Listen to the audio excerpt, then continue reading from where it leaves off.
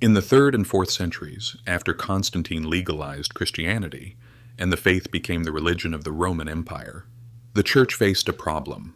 The mystical teachings of Jesus, the ones that spoke of inner knowing and direct communion with God, were incompatible with the hierarchical structure the Church was building.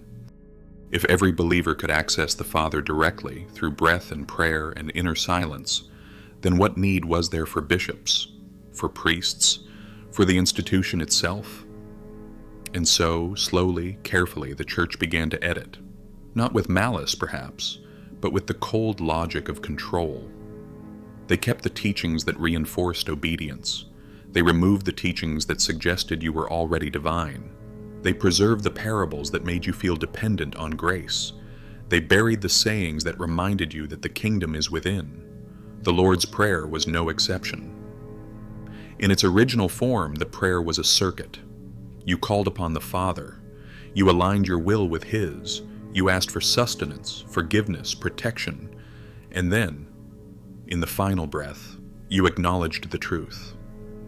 That the power you were calling upon was not outside you. It was the very force of life moving through you. The breath, the light, the consciousness that has always been awake, even when you forgot. But if that final line remained, the prayer would do more than comfort. It would activate. It would remind you. It would return you to the awareness that you are not a sinner begging for mercy. You are a child of the living God, breathing His breath, seeing through His eyes, made in His image not as a metaphor but as a fact. And that was too dangerous.